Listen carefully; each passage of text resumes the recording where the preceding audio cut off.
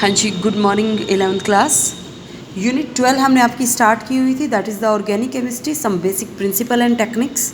उसमें हमने आपका जो लास्ट टॉपिक किया था वो मैंने आपको जो इलेक्ट्रॉनिक डिस्प्लेसमेंट के कंसेप्ट हैं वो मैंने आपको पढ़ाए थे, ठीक है। जिसमें हमने आपका लास्ट जो इफेक्ट किया था that will be the hyper conjugation effect, जिसको आपने बेकर नाथन इफेक्ट बोला था, सिग्मा पाई कंजुगेशन आप बोल सकते हो उसी को। ये हमने स्टडी किया था। After this topic we have to start with your next topic. This is also very very important concept. Organic chemistry का हर एक कंसेप्ट आपका इतना इंपॉर्टेंट है क्योंकि सारे आप 12th में यूज़ करने वाले हो एज इट इज़, ओके। तो रिएक्टिव इंटरमीडिएट्स, नाम से पता लग रहा है, देखो रिएक्टिव इंटरमीडिएट्स मीन्स आपके पास कोई रिएक्शन हो रही है, रिएक्टेंट आपके कन्वर्ट हो रहे हैं प्रोडक्ट में। जनरल रिएक्शन तो ऐसे ही होती है, रिएक्टेंट आपके अल्टीमेटली किस में कन्वर्ट होते हैं, प्रोडक्ट में, ठीक है। बट मैंने आपको स्टार्टिंग में बताया था कि ऑर्गेनिक रिएक्शंस में आपके पास बेसिकली क्या होता है कि रिएक्टेंट आपस में कंबाइन होके सबसे पहले वहाँ पे आपका फॉर्मेशन करते हैं इंटरमीडिएट्स की। इंटरमीडिएट्स आपके पास वो केमिकल स्पीसीज होती हैं जिनकी लाइफ टाइम आपके पास शॉर्ट होती है, जो फ्यू सेकंड्स के लिए बनते हैं, हाईली रिएक्टिव होते हैं, जिनकी केमिस्ट्री को हम स्टडी नहीं कर पाते, मींस जिनको हम आइसोलेट नहीं कर पाते शॉर्ट लिविंग होने की वजह से, ठीक है। तो उनको आप बोल देते हो रिएक्टिव इंटरमीडिएट्स, जो बीच में बनते हैं रिएक्शन के, फिर आपके पास ब्रेक होके रिएक्टिव इंटरमीडिएट्स प्रोडक्ट की फॉर्मेशन करते हैं, ओके। तो आपके पास डिफरेंट टाइप के रिएक्टिव इंटरमीडिएट्स होते हैं, आप वन बाय वन हर एक चीज़ को स्टडी करोगे। सबसे फर्स्ट आपके पास होता है कार्बोकेटाइन, फिर होते हैं कार्बेनाइन, फ्री रेडिकल, कार्बीन्स, नाइट्रीन्स, ठीक है। तो यहाँ पे हम आपका फर्स्ट रिएक्टिव इंटरमीडिएट स्टडी करते हैं, दैट इज़ द कार्बोकेटाइन, ठीक है। कार्बोकेटाइन आपके पास अब नाम से पता लग रहा है कैटायन। कैटायन क्या होते हैं, जिनके ऊपर पॉजिटिव चार्ज है। कार्बोकेटायन मीन्स कार्बन के ऊपर जब पॉजिटिव चार्ज आता है तो उनको आप क्या बोल देते हो, कार्बोकेटायन बोल देते हो, ठीक है। अब देखो कार्बन के ऊपर पॉजिटिव चार्ज आएगा, इसका मीनिंग क्या कि कैटायन की फॉर्म में है, मीन्स उसमें इलेक्ट्रॉन की डेफिशिएंसी है, ठीक है। तो यहाँ से आपका वेल अंडरस्टूड हो जाता है कि कार्बोकेटायन वो केमिकल स्पीसीज होती हैं which carry the positive charge and having 6 electron in its valence shell, means stability के लिए 8 होने चाहिए, बट इनके पास कितने हैं, 6 इलेक्ट्रॉन्स हैं, ठीक है। तो इनको आप क्या बोल देते हो, carbocations, and you can say carbonium ions, ठीक है। पहले इनको आप बोल देते थे कार्बोनियम आयंस। अब बनते कैसे हैं, बनते हैं ये भी मैं आपको बता चुकी हूँ। फिजन ऑफ कोवलेंट बॉन्ड हम कर चुके हैं, होमोलिटिक, हेट्रोलिटिक। होमोलिटिक तो फ्री रेडिकल बनाता है, हेट्रोलिटिक आपके आयंस बनाते हैं, उसमें दोनों आते हैं, कैटायन भी आते हैं, एनायन भी आते हैं, तो हेट्रोलिटिक क्लीवेज से बनते हैं, ठीक है। मीन्स आपके पास जैसे यहाँ पे ब्यूटाइल क्लोराइड का एग्जांपल है, 4 कार्बन है तो ब्यूटाइल, एक Cl लगाया तो क्लोराइड, ठीक है। इसमें से आपने क्या किया, टर्ट वर्ड, ये मैं आपको बताऊंगी आपके पास होता क्या है, ठीक है। तो यहाँ पे आप देखो कि यहाँ से हेट्रोलिटिक क्लीवेज हुआ, जो मोस्ट इलेक्ट्रोनेगेटिव है उसने अपने दोनों इलेक्ट्रॉन वहाँ से लेके वो बाहर निकल गया as a anion Cl negative की फॉर्म में। जो स्पीसीज बची वो आपके पास क्या होगी, कैटायन होगी, ठीक है। तो कार्बोकेटायन आपके बनते हैं जब आप डिहाइड्रेशन करते हो अल्कोहल की। इन वर्ड को याद रखना बेटा, ये न्यू वर्ड है आपके लिए। डी वर्ड का मीनिंग होता है रिमूवल, याद रखना। डी वर्ड का मीनिंग क्या होता है, रिमूवल। वो कहीं भी यूज़ हो रहा हो उसका मीनिंग रिमूवल ही होगा ऑर्गेनिक केमिस्ट्री में। डिहाइड्रेशन मीन्स अल्कोहल्स में से हमने dehydration, we have to remove water. जैसे आपके पास है, ये आपके पास अल्कोहल हो गए, इथेनॉल की बात कर रहे हैं यहाँ पे, 2 कार्बन है, इथ सिंगल बॉन्ड है दोनों के बीच में, एन OH लगा है तो ऑल। इथेनॉल में से हम वाटर की वहाँ से रिमूवल करते हैं तो वो आपकी फॉर्मेशन होती है कार्बोकेटायन की, ठीक है। तो ये भी एक प्रोसेस है, उसमें आप क्या करते हो, कंसनट्रेटेड H2SO4 एसिड का आपने यूज़ करता है तो जो लोन पेयर ऑफ इलेक्ट्रॉन है वो अटैक करते हैं H पॉजिटिव पे, ठीक है, और यहाँ से आपका कार्बोकेटायन बनता है, ठीक है। अब क्लासिफिकेशन की बात आती है। कार्बोकेटायन आपके पास डिफरेंट टाइप के होते हैं, प्राइमरी, सेकेंडरी, टर्शरी। इन चीज़ों को समझो। जिस कार्बन के ऊपर पॉजिटिव चार्ज है यदि वो आगे एक कार्बन से जुड़ा हो वो होगा प्राइमरी, 1 कार्बन से अटैच हो तो प्राइमरी, 2 कार्बन से जुड़ा है सेकेंडरी, 3 कार्बन से जुड़ा है टर्शरी, ठीक है। यदि हम स्टेबिलिटी की बात करें तो टर्शरी कार्बोकेटायन सबसे ज़्यादा स्टेबल, उसके बाद होता है सेकेंडरी, उसके बाद होता है प्राइमरी, उसके बाद होता है मिथाइल। इसका रीज़न क्या क्या होता है वो चीज़ आप समझो। सबसे फर्स्ट इंडक्टिव इफेक्ट। अब इस चीज़ को समझो, इंडक्टिव इफेक्ट देखो, टर्शरी कार्बोकेटाइन की हम बात करते हैं। कार्बन के ऊपर पॉजिटिव चार्ज है, इसके साथ लगे आपके एल्काइल ग्रुप, और ये चीज़ आप पढ़ के आए हो इंडक्टिव इफेक्ट में। एल्काइल ग्रुप आपके क्या करते हैं, अपने में से इलेक्ट्रॉन रिलीज करते हैं। इलेक्ट्रॉन रिलीज करते हैं तो मीन्स ये आपके किसको, इलेक्ट्रॉन डोनेटिंग ग्रुप की तरह एक्ट करते हैं। This act as the electron donating group, ठीक है। तो क्या होगा यहाँ पे, अल्टीमेटली आपके पास ये इस पॉजिटिव चार्ज को जो कार्बन के ऊपर है, जब इलेक्ट्रॉन इसको प्रोवाइड कर रहे हैं तो ये क्या हो जाएगा, अल्टीमेटली न्यूट्रलाइज हो जाएगा, ठीक है। न्यूट्रलाइज हो जाएगा तो इसको क्या बाहर से इलेक्ट्रॉन लेने की ज़रूरत है स्टेबल होने के लिए, नहीं, ठीक है। इसलिए आप बोलते हो कि टर्शरी जो कार्बोकेटायन है उसमें 3 इलेक्ट्रॉन डोनेटिंग ग्रुप हैं, तो means it is very stable. Stable है, रिएक्टिव कम है। क्यों, इसका क्या रीज़न हुआ, स्टेबल क्यों है, क्योंकि इसको बाहर से इलेक्ट्रॉन लेने की रिक्वायरमेंट नहीं हुई, ठीक है। उसके बाद आप सेकेंडरी पे मूव करो तो यहाँ पे आपके पास एक हाइड्रोजन आ जाता है, 2 अल्काइल ग्रुप आ जाते हैं, तो मीन्स टर्शरी के कंपेयर में सेकेंडरी थोड़ा कम स्टेबल होता है, ठीक है। उसके बाद आपके पास फिर एक ही आ जाता है प्राइमरी के केस में, तो वो और ज़्यादा कम स्टेबल। जो कम स्टेबल होगा, याद रखना, वो हमेशा ज़्यादा रिएक्टिव होगा, ठीक है। तो आई थिंक जो प्लस आई इफेक्ट है अल्काइल ग्रुप का, वो स्टेबिलिटी को डिक्रीज़ करता है, ठीक है। प्लस आई इफेक्ट, क्योंकि टर्शरी से प्राइमरी पे जितना प्लस आई इफेक्ट आपका डिक्रीज़ होगा, उतनी स्टेबिलिटी भी कार्बोकेटाइन की डिक्रीज़ हो जाएगी। कीप इन योर माइंड, ठीक है। सेकंड आपका रेजोनेंस इफेक्ट हो जाता है। रेजोनेंस इफेक्ट कब होता है, वो चीज़ आप याद रखना। जब पॉजिटिव चार्ज, जब कार्बोकेटाइन आपका किसी ऐसे कार्बन से जुड़ा है जो आगे डबल या ट्रिपल बॉन्ड से जुड़ा हो, तो वहाँ पे आपका रेजोनेंस इफेक्ट ही कैरी होता है। जैसे यहाँ पे एलाइल ग्रुप में, एलाइल ग्रुप में देखो यहाँ पे आपके पास क्या है, एलाइल। एलाइल ग्रुप ये भी समझ लो यहाँ पे किसके लिए यूज़ हुआ है, जिस कार्बन पे पॉजिटिव चार्ज है उसके आगे डबल बॉन्ड प्रेजेंट है, तो दैट ग्रुप इज़ एलाइल, ठीक है। तो यहाँ पे बॉन्ड की शिफ्टिंग हो रही है, रेजोनेंस आप पढ़ के आए हो। मैंने ये भी बताया था जितना ज़्यादा रेजोनेंस इफेक्ट होता है, जितने ज़्यादा रेजोनेटिंग स्ट्रक्चर होते हैं वो कंपाउंड उतना ही ज़्यादा स्टेबल होता है। तो यहाँ पे 2 रेजोनेटिंग स्ट्रक्चर हुए, शिफ्टिंग होगी, पाई इलेक्ट्रॉन्स की चार्ज देखो कहाँ से कहाँ मूव कर गया, 1 to 3rd कार्बन, ठीक है। अब देखो यहाँ पे हम यहाँ पे आपका केस लेते हैं फिनाइल ग्रुप का। फिनाइल ग्रुप में देखो यहाँ पे आपकी इलेक्ट्रॉन की शिफ्टिंग हो रही है, रेजोनेंस स्ट्रक्चर आपके पास 5 है, तो मीन्स फिनाइल आपके पास बहुत ज़्यादा स्टेबल कार्बोकेटाइन आपके पास ये होता है, बेंजाइल कार्बोकेटाइन, ठीक है। बेंजाइल वर्ड को याद रखना। बेंजाइल का मीनिंग क्या होता है, जिस बेंजीन रिंग के साथ एक कार्बन से आगे कुछ लगा हो, that is the benzyl group, ठीक है।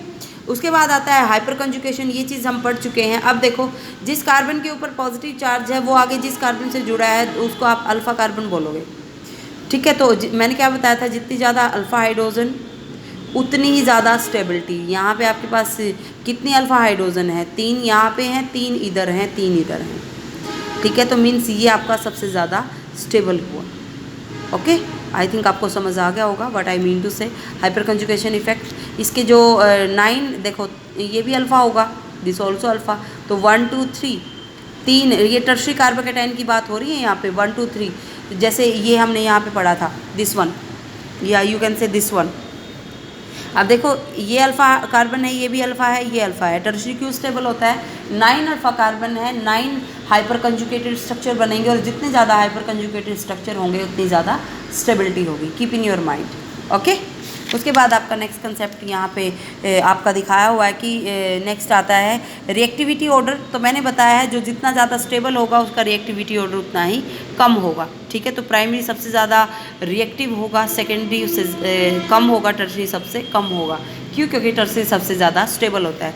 यदि हम ऑर्बिटल स्ट्रक्चर की बात करें तो प्लेनर मॉलिक्यूल होगा, 120 डिग्री का एंगल होगा, 3 सिग्मा बॉन्ड होंगे, 1 एम्प्टी पी ऑर्बिटल होगा, और जो कार्बन की हाइब्रिडाइजेशन है वो sp2 होगी। तो स्ट्रक्चर को आप इजीली बना सकते हो सेपरेट थ्योरी के अकॉर्डिंग, ओके। तो यहाँ पे आपका बता रखा है कि आइडेंटिफाई आपने करना है इलेक्ट्रोफिलिक सेंटर कौन सा है, ठीक है। तो ये आपने जो प्रॉब्लम यहाँ पे दी हुई है ये आपने डेफिनेटली स्टडी करनी है। If you have any problem then you have to ask me, okay.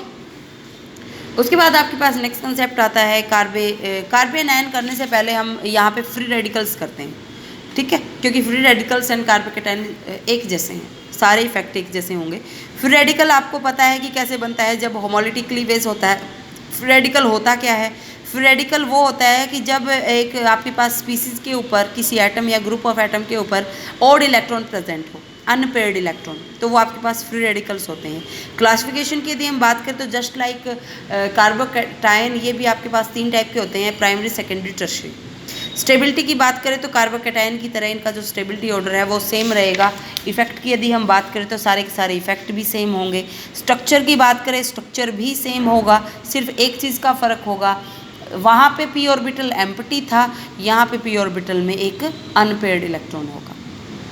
ठीक है, तो कीप इन योर माइंड। उसके बाद लास्ट आपके पास आ जाता है, दैट इज़ द कार्बे एनायन। नाम से पता लग रहा है कार्बन के ऊपर कौन सा चार्ज होगा, नेगेटिव चार्ज। तो केमिकल स्पीसीज जिसमें नेगेटिव चार्ज हो कार्बन के ऊपर और 8 इलेक्ट्रॉन हो वैलेंस शेल में, तो वो आपके पास क्या होते हैं, कार्बे एनायंस होते हैं। बनते कैसे हैं, हेट्रोलिटिक क्लीवेज से बनते हैं।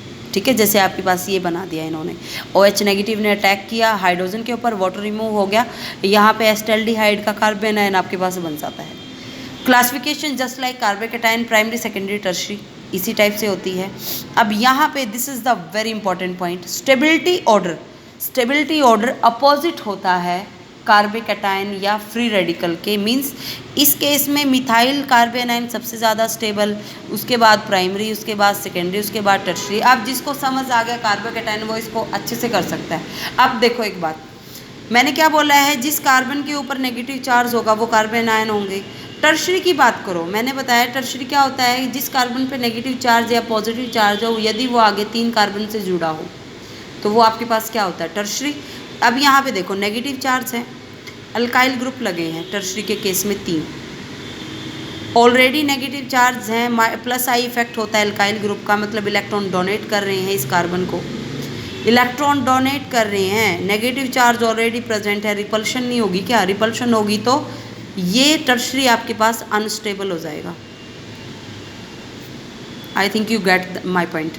ठीक है, अनस्टेबिलिटी क्यों हुई, क्योंकि यहाँ पे एल्काइल ग्रुप है, पॉजिटिव होता तो उसको न्यूट्रलाइज करते हैं, लेकिन नेगेटिव प्रेजेंट है, इलेक्ट्रॉन उसके पास ऑलरेडी ज़्यादा है और ज़्यादा इलेक्ट्रॉन देने वाले ग्रुप लगे हुए हैं, तो रिपल्शन की वजह से उसकी जो अनस्टेबिलिटी है वो इंक्रीज़ होगी। ठीक है, स्टेबिलिटी डिक्रीज़ हो जाएगी। कहने का मीनिंग है टर्शियरी सबसे ज़्यादा रिएक्टिव होता है, फिर जो कम स्टेबल होगा वो सबसे ज़्यादा रिएक्टिव। कार्बे एनायन तो सबसे ज़्यादा स्टेबल कौन सा होगा, मिथाइल, क्योंकि यहाँ पे कोई इलेक्ट्रॉन डोनेटिंग ग्रुप नहीं लगा हुआ, सिंपल हाइड्रोजन, तो ये अपने इलेक्ट्रॉन दूसरे को डोनेट कर पाएगा। ठीक है, same case resonance effect. Resonance effect भी आपके पास यही बोलता है, जितने ज़्यादा आपके पास कंजुगेटेड स्ट्रक्चर होंगे उतनी ही ज़्यादा वहाँ पे देखो ये इलेक्ट्रॉन डोनेट कर रहा है, इस चीज़ को याद रखो। कार्बोकैटायन के केस में electron benzene ring CH2 group को दे रहा था। ठीक है, तो कार्बोनाइन में जितने ज़्यादा रेजोनेटिंग स्ट्रक्चर होंगे उतनी ज़्यादा स्टेबिलिटी होगी। ठीक है, उसके बाद आपके पास नेक्स्ट कंसेप्ट आता है रिएक्टिविटी का, तो टर्शियरी सबसे ज़्यादा रिएक्टिव होगा, रीज़न मैं बता चुकी हूँ। ठीक है, एस करैक्टर की भी यहाँ पे बात कर लेते हैं।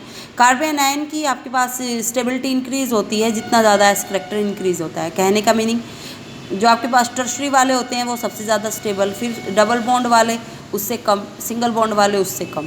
ठीक है, ऑर्बिटल स्ट्रक्चर की यदि मैं बात करूँ तो टेट्राहेड्रल या यू कैन से पिरामिडल स्ट्रक्चर होगा। 3 तो यहाँ पे सिग्मा बॉन्ड होंगे, 1 लॉन पेयर ऑफ इलेक्ट्रॉन होगा, जैसे अमोनिया का होता है ना, जस्ट लाइक दैट, ऐसे ही आपके पास कार्बोनाइन का होगा। ठीक है, तो यहाँ से आपने याद क्या रखना है, याद रखना है कार्बोकैटायन टर्शियरी का स्ट्रक्चर क्या होता है, फ्री रेडिकल का या कार्बोनाइन का स्ट्रक्चर क्या होता है। आपके पास जो कार्बोकैटायन, कार्बोनाइन या फ्री रेडिकल्स है उनका रिएक्टिविटी ऑर्डर क्या होता है, स्टेबिलिटी ऑर्डर क्या होता है, क्यों स्टेबल होते हैं, ये सारे पॉइंट अपने अपने माइंड में रखने हैं। ठीक है, तो उसके बाद ये आपका कुछ और कार्बोकैटायन भी यहाँ पे आपके दे रखे हैं, सॉरी रिएक्टिव इंटरमीडिएट्स, कार्बीन्स एंड नाइट्रीन्स, तो इनको आप स्किप कर देना। ठीक है, जब आप क्लास में आओगे तब मैं आपको इनको करा दूंगी, क्योंकि ये आपका बेसिक पार्ट है। ठीक है, सिर्फ कॉम्पिटिटिव एग्ज़ाम के लिए इम्पॉर्टेंट है, तो आपने इनको नहीं करना, वास्ट टॉपिक हो जाते हैं, फिर आप करते हो तो आपको फिर प्रॉब्लम आती है। ठीक है, उसके बाद नेक्स्ट कंसेप्ट आपके पास आता है common types of organic reactions.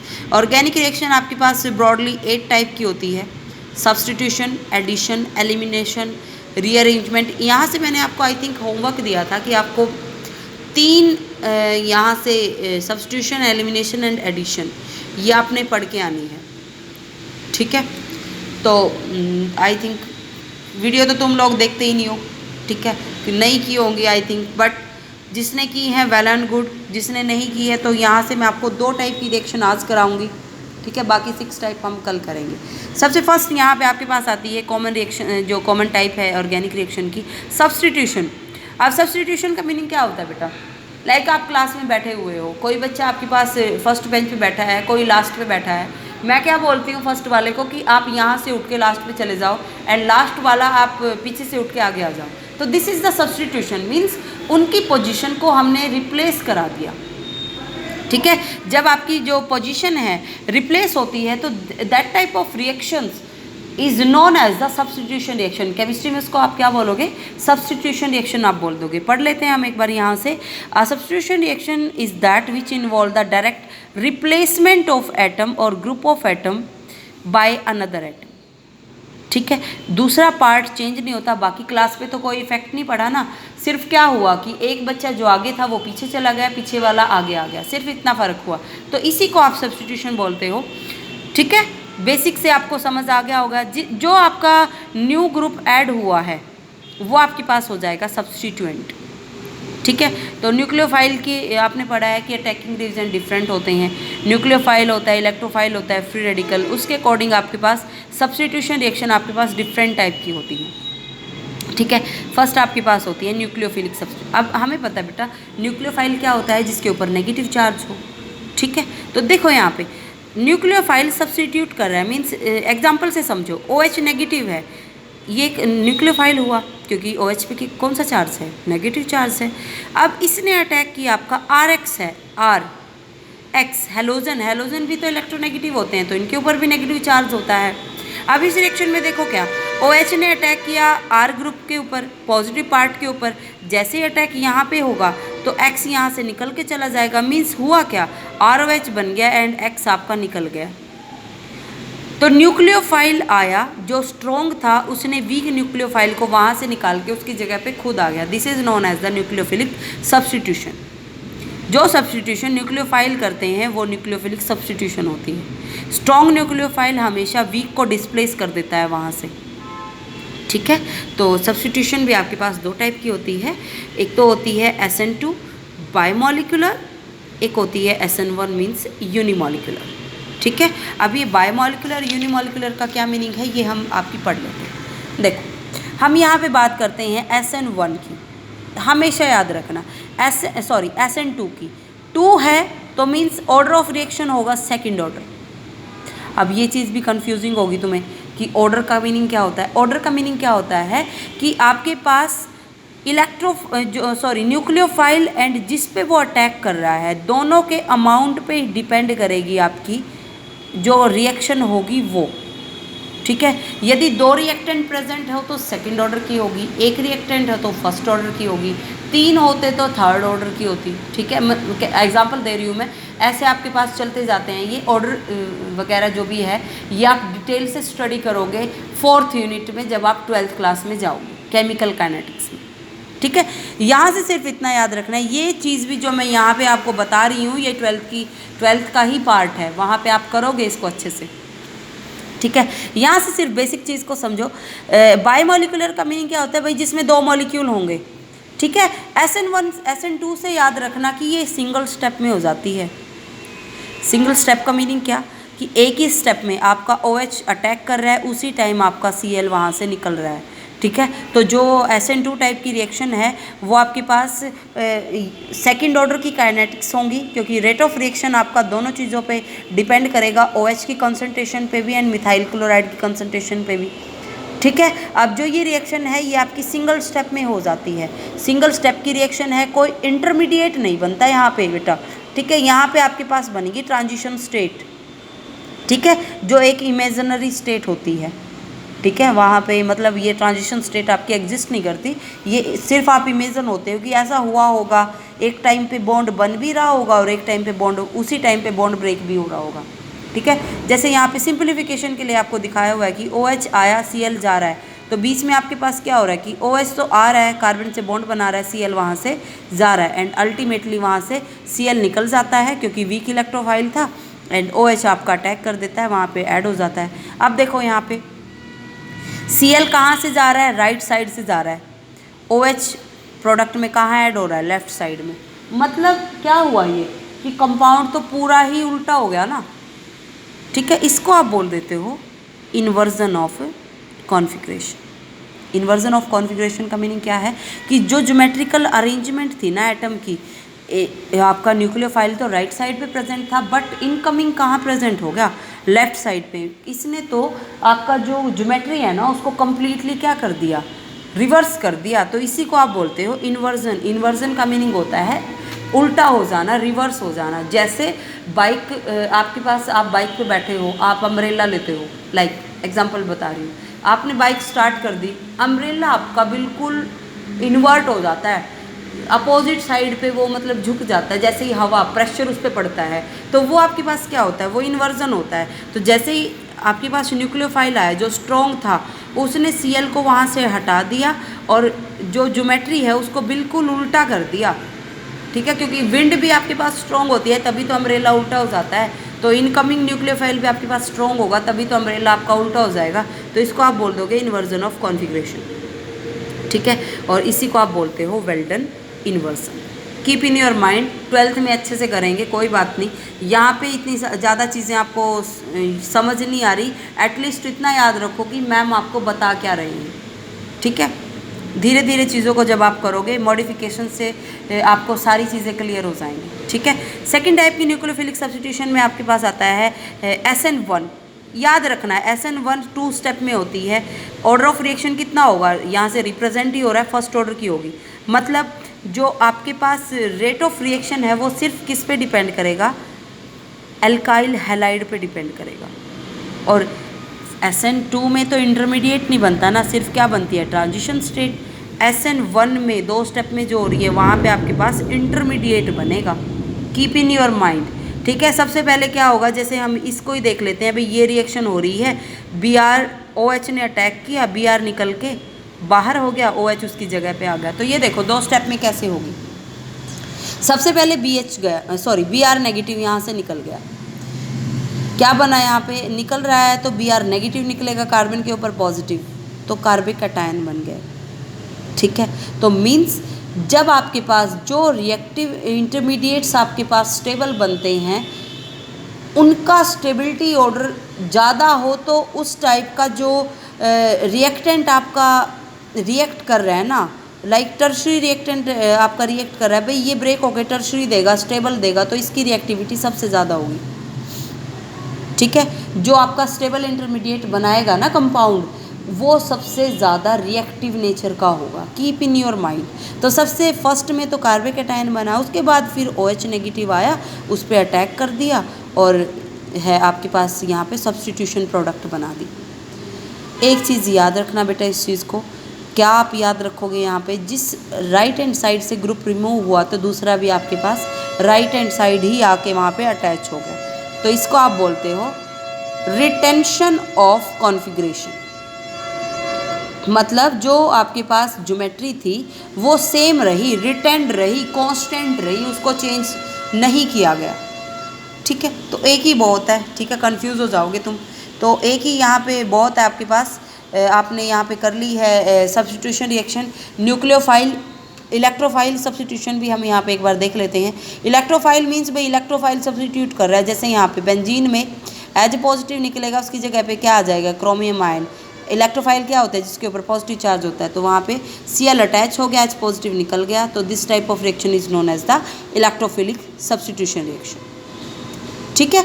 Next आपके पास आता है फ्री रेडिकल सब्स्टिट्यूशन। यहाँ पे आपके पास देखो H रेडिकल निकलेगा, Cl रेडिकल आएगा। दिस इज, वैसे ये बहुत बहुत ज़्यादा इंपॉर्टेंट रिएक्शन है कि जो होमोलिटिक क्लीवेज होता है वो हमेशा सनलाइट की प्रेजेंस में होता है। होमोलिटिक क्लीवेज होगा, 3 स्टेप में रिएक्शन होगी। इनिशिएशन फ्री रेडिकल बनेगा, Cl रेडिकल बन गया। अब इस Cl रेडिकल ने किस पे अटैक करना है, मीथेन पे अटैक करना है, तो ये इस पे अटैक करेगा। जैसे यहाँ पे अटैक होगा, देखो ये वन साइडेड एरो से दिखाई हुई है रिएक्शन, इसका मीनिंग क्या होता है, वहाँ पे फ्री रेडिकल बन रहे हैं, तो CH3 रेडिकल बनेगा, HCl कंपाउंड बन गया।